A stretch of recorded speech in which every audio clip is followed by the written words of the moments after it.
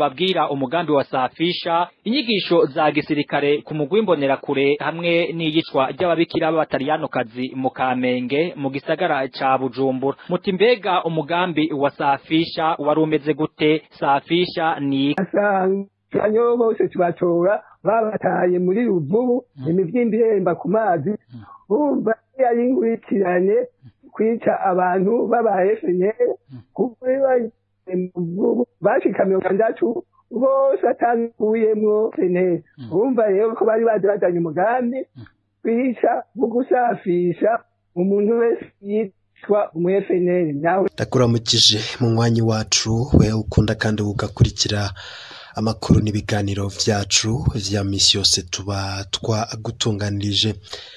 Amakuru yacu y'uno munsi twashimye kugaruka muri kahise k'igihugu cacu kugira tumenye ivyaranze intwaro ya CNDD-FDD abategetsi bariko ndetse n'amabi bivugwa yuko bakozwe nkuko turibuze kuvyumviriza.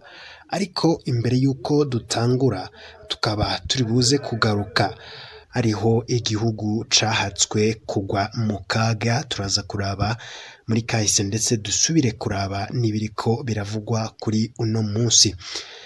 Ndakengurutse kuri wowe ugiye kubana natwe muri ano makuru. Turazi ko uri umwanya wacu. Kuri wowe utarafyonda subscribe ngira umanuke munsi no video ufyonde ko kugira igihe cyose turonsa amakuru n'ibiganiro mwene nk'ibi urajuba mu mbere bironka. Amakuru dufise dutangurira nyene kuri kahise nkuko nabikubwiye. Igihugu c'u Burundi carahatswe kugwa mu kaga hari ku munsi nk'uyu nyene mu gaturuturu ko kwa gatanu igenekerezo g'11 z'ukwezi kwa 12 mu mwaka w'ibihumbi 2015 aho amakambi atatu y'igisirikare hamwe n'ishuri ry'intwazangabo mu Burundi yategwa n'abantu bitwaje ibigwanisho. Bumaze guca neza nibwo intambara zabandanije amasaha atari make mu makaritiye amwamwe harimwo na Nyakabiga. Umuvugizi w'igisirikare ico gihe akaba yari Gaspari Baratuza akaba yamenyesheje ko abantu 79 mu bari bateye bishwe nayo 45 barafatwa eka n'ibigwanisho bitari bike birafatwa. Mu nyuma rero yagiye kumenyesha ko igitigiri c'abapfuye bose hamwe bashitse kuri 87. Akaba rero yavuze ko uruhande rwa leta abasirikare n'abapolisi 8 aribo bapfuye abandi barakomereka. Insinzi y'ugo rugamba ndetse ni ntambara yari ikomeye cane, ikaba bivugwa yuko yagizemwo uruhara rukomeye cane na General Major Prime Niyongabo asanzwe ariwe mukuru w'ingabo z'igihugu c'u Burundi. Ivyo ni bimwe muri kahise karanze Burundi tuba tugira tubanze tumenye. Ivyo bikaba vyarabaye rero kwigenekerezo g'11 z'ukwezi kwa 12 kabari mu mwaka wa 2015. Naga ivyo hari vyo turibuze kugaruka ko cane. Amakuru dufise nuko muri rusangi tugiye kurabira hamwe amwe mu mabi yaranze ubutegetsi bwa CNDD-FDD, ubwicanyi bwakorewe aba FNL Muyinga muri 2006 ndetse ikitwa safisha imbonerakure zigishwa igisirikare gandagurwa ry'ababikira b'abataliyanokazi. Ivyo byose nivyo tugiye kumviriza ndetse tukaza no kumviriza Pierre Claver Mbonimpa ico avuga kuri ayo mabi nkuko twabitohoje mu makuru abari karavugwa n'abihweza vya politike ndetse n'imigambwe abakurikiranira ibiba biriko birabera hano mu Burundi. Tukaba tugera rero dufate kano kanya twumvirize vyose, ariko kuri utarafyonda subscribe wabanza ugafyonda ko kugira igihe cyose turonse amakuru n'ibiganiro mwene nk'ibi urajuba mu bambere babironka. Reka twumvirize vyose twagutunganije kuri no munsi. Gihe umugambi wa CNDD-FDD wari umaze gushika ku butegetsi, amwe mu mabi yawuranze harimwo umugambi wo kwica abo bose batavuga rumwe n'uwo mugambwe. Imwe mu mvugo bakoresha rikaba ryari jambo safisha. Ugiye kuraba ico safisha gisigura mu kirundi cacu bivuga ugukubura ubucafu bwose ahantu hagasigara hera. Vyumvikana neza ko uwo mugambi isafisha wari ugamije guhonya no kuzimanganya uwo wese atavuga rumwe n'umugambi wa CNDD-FDD. Muti mbega itunganywa n'ishigwa mu ngiro vy'umugambi isafisha vyovyo vyari bimeze gute? Nuko amatohoza yakozwe na bamwe mu mashirahamwe adahanira ivyicaro vya politike na cane ishirahamwe riharanira agateka kazina muntu n'akabanyororo apodehashe baramenye ko hariho urutonde rw'abateguwe kugandagurwa. Vyumvikana neza ko urwo rutonde atahandi rwateguriwe atari mu mugambwe wa CNDD-FDD. Mu byo radio igicaniro yashoboye kumenya kandi nuko muri urwo rutonde hariho bamwe bari bamaze kugandagurwa, nuko tubisanga mu matohoza yakozwe na aprodehashe nyene. Ayo matohoza akavuga ko bamwe mu banyororo bari kuri urwo rutonde bakugwa mu mabohero bakajanwa kwicwa, ibiziga byabo bigatogwa mu ruzi Ruvubu. Tukabamenyesha kandi ko urwo rutonde rwari rugizwe n'abari mu mugambwe wa FNL wari urongowe na Agatogwasa ico gihe. Muti mbega abagirizwa gushira mu ngiro uwo mugambi wa safisha bo bari bande? Uguza kwisonga mu gushira mu ngiro umugambi wa safisha n'intwaza ngabo Vitali bangira inama yararongoye ikambi y'Imuyinga. Uwo Vitali nawe bikavugwa ko ari nawe yinjira ubwiwe ari kumwe na bamwe mu bajejwe umutekano kwitorera izo mfungwa bakaja kuzigandagura.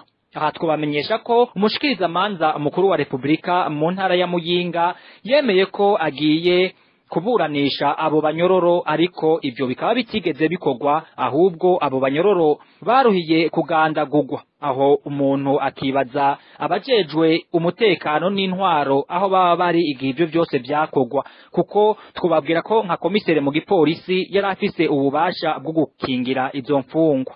Muti mbega igikorwa c'amashirahamwe adahanira ivyicaro vya politike mu kugwanya uwo mugambi safisha vyoba vyagenze gute? Bamaze kumva yuko uwo mugambi safisha uhari, abo mu mashirahamwe adahanira ivyicaro vya politike baranasemereye cane gushikaho bigera ku mukuru w'igihugu w'ico gihe, nawe akaba ari umuhisi Petero Nkurunziza, ariko ntaco yigeze abikorako canke ngo ahindure kuri uwo mugambi. Ivyo bikagaragaza neza yuko uwo mugambi nawe nyene yarawuzi, ariko amashirahamwe adahanira ivyicaro vya politike ntiyigeze ahesha mu gusemerera babicishije mu biro vy'ishirahamwe mpuzamakungu BNIB.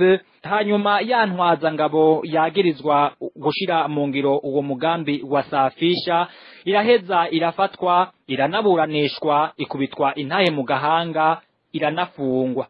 Ariko budakeye na kabiri kubera ivyo bise imvo z'umutekano, uwo Vitali bangira inama yahavuye atorokeshwa arungikwa mu mahanga mu ntumbero yo kuzimanganya ukuri kuri uwo mugambi wa safisha, kuko CNDD-FDD ariyo yari nyuma y'ivyo byose. Tukabibutsa ko uwo mugambi CNDD-FDD ikubandanya muco bita kamwe bikarangira ibitigiri bishitse ku rugero runini cyane. Reka muri kano kanya naho tubabwire ibya Kiriba Ondesi. Mu mabi umugambwe CNDD-FDD wagiye urakora kuva mu mwaka w'2005 harimwo kandi umugambi wo kwigisha ivya gisirikare ugwaruka rw'imbonerakure.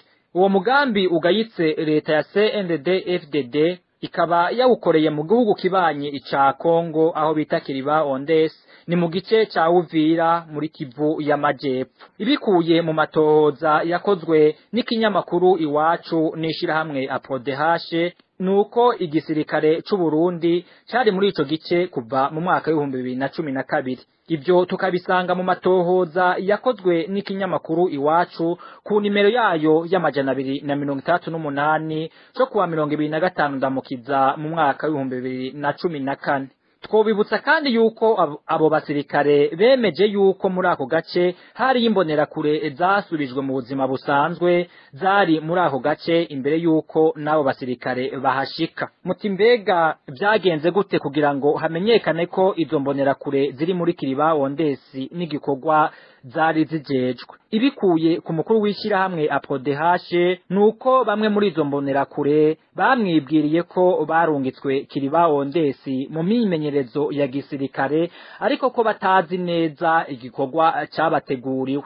ariko mu nyuma byahavuye bimenyekana ko ubwo gwaruka rwari rufise igikorwa cyo kugwanya imihari y'iterabwoba yatera Uburundi, ariko mu nyuma hahavuye hamenyekana ko ubwo gwaruka rwari rufise igikorwa cyo kugwanya imihari yatera Uburundi yari muri ico gihugu ca Kongo, na cane cane umuhari wa FNL wari urongowe na Nzabampema, kandi izo mbonerakure zikaba zari zifise umwambaro w'igisirikare c'u Burundi hamwe n'ibigwanisho bikomakomeye. Mu bavugwa cyane muri ico gikorwa cyo guha inyigisho za gisirikare izo mbonerakure haravugwamwo uwitwa Kazungu akorera mu biro by'iperereza ry'u Burundi, akaba yavuzwe mu mabi menshi, ari nawe ubwiwe yingiza izo mbonerakure mu gihugu ca Kongo uko indwi itashe. Bikanavugwa ko izo mbonerakure zahabwa amafaranga ibihumbi 100 by'amarundi ku ndwi.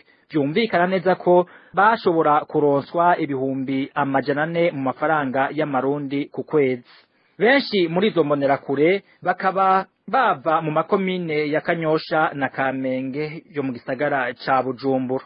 Mu gusozera twobamenyesha yuko abajejwe agateka kazina muntu n'ishirahamwe APRODH n'amaradiyo yigenga nka RPA atako batagize ngo bashira habona ibyo bikorwa by'imbonerakure byariko birabera mu gihugu kibanyi ca Kongo, ariko leta ya CNDD-FDD ikica amatwi.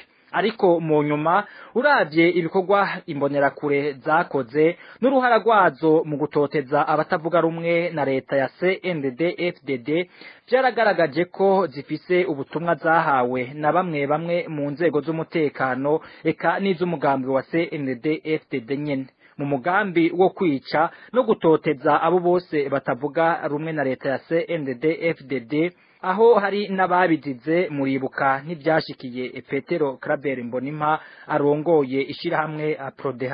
Tubabwire kwiyicwa ry'ababikira b'abataliyanokazi mu Kamenge mu gisagara ca Bujumbura. Hari mwijoro ryo kwigenekerezo ry'indwi Nyakanga umwaka wa 2014, aho ababikira batatu b'abataliyanokazi basanga aho bagandaguriwe aho baba muri gisagara ca Bujumbura muri komine ya Kamenge. Aha tukababwira yuko abo babikira bababaje abantu batari bake, ni mu gihe twari tuzi ko abo babikira bari bazwe cyane mu bikorwa byo gufasha abatishoboye, mu gushigikira cyane abapfasoni, haba mu migambi yo kuvura abo batishoboye eka mbere no kubateza imbere. Muri ico kibanza bagandaguriwemwo harabonetse abategetsi benshi nk'uko basanzwe babikora no kuyandi madosiye y'ubwicanyi. Aha ni mu gihe umubabaro n'agahinda byari byinshi ku bari basanzwe bafashwa nabo babikira, ubutegetsi bukaba bwaciye bwihutira gufata umwe mu bikekwa kugandagura abo babikira atanamatohoza akozwe. Uwo nawe akaba yarazwi nk'uwarafise ubugwayi bwo mu mutwe, aho umuntu akibaza ingene umuntu nk'uwo yotegura akanashira mu ngiro ubwicanyi nk'ubwo, mu gihe abatari bake haba abari mu mashirahamwe adahanira ivyicaro vya politike canke amaradiyo yigenga baguma basemera ko nyabuna hoba amatohoza yigenga kubijanye n'ugo rupfu. Radio RPA yahavuye ikora ayo matohoza. Muri ayo matohoza RPA yarerekanye neza ko abo babikira bagandaguwe na bamwe mu bari mu nzego za leta ya CNDD-FDD. Kwisonga hakaza umuhisi Adolphe Nshimirimana yararongoye ibiro by'iperereza muri ico gihe. Muri kano kanya reka tubabwire kwitegurwa n'igandagurwa ryabo ubabikira b'abataliyanokazi biciwe mu Kamenge mu gisagara ca Bujumbura. Ku makuru dukesha bimwe mu bimenyesha makuru nka RPA, itegurwa n'igandagurwa ryabo babikira ryabereye mu kirabo c'uwahoze arongoye iperereza ry'igihugu c'u Burundi, nawe akaba ari umuhisi Adolphe Nshimirimana nk'uko uwari mu bategura ico gikorwa yabishikirije. Uwo nawe si uwundi n'uwitwa Juvandu w'Imana batazira Mwarabu. Uwo nawe yabifashijwemwo na Guillaume Harushimana yoba yarafahije mu guha imyambaro abagandaguye abo babikira, kuko bihije nk'abakozi b'Imana hamwe no mu kubunguruza muri ico gikorwa.